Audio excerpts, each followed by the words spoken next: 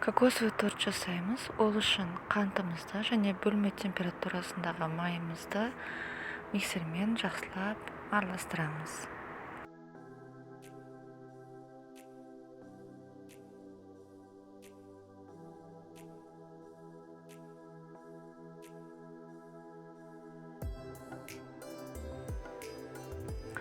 Сосын 4 жұмыртқамызды кезекпен бір-бірден салып, шетінен араластырып отырамыз.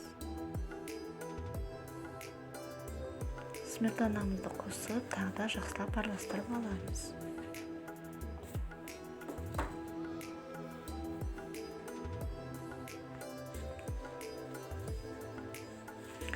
Кокосовый стружкамызды, ас содасын және разрыхлителімізді, ванилинді қосамыз.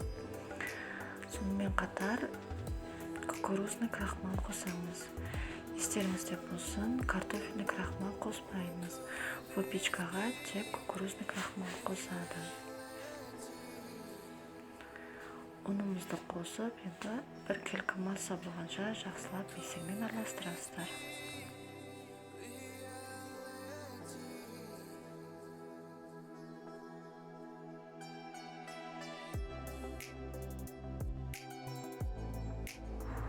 Содан кейін барып, яблочный уксусымызды қосамыз. Тестамыз бір келкі әдемі болғанша әбден миксермен араластырасыздар.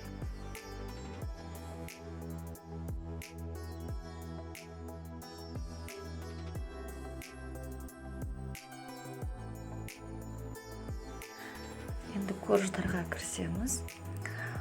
Диаметрі 20-22 см болған дұрыс кольцоның. Сол бойынша 3 үлкен қасық теспен тестамызды құйып, әбден бір келкі болғанша тегістейміз.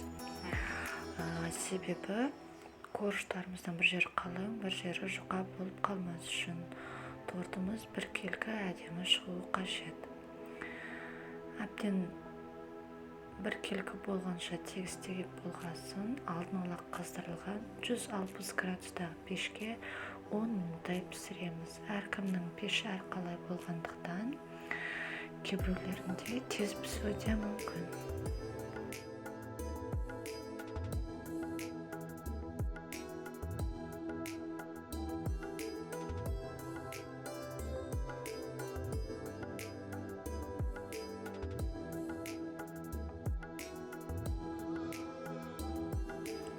Кремін дайындаймыз. Сгущенканы, кокосовый стружканы, разрыхлительді, сливкиді және алдын ала ерітіліп суытылған майымызды қосамыз. Майымызды ыстық күйінде сливкидің үстіне құюға болмайды. Пышный болып креміміз көтерілмей қалады. Осыны әбден қол бойынша араластырамыз. Мінеке корждарымыз мынадай түрде болады. Бірінші коржымыз осылай қойып аламыз да, бетіне кремін бір келкетіп жағамыз.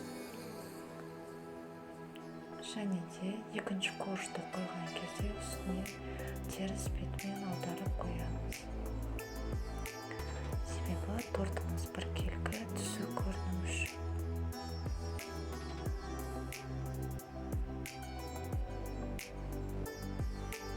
Барлығын осылай арасына жағып қойып алғаннан кейін кремдер сіңу үшін бір күнге не 7-8 сағатқа холодильникке салып қойып.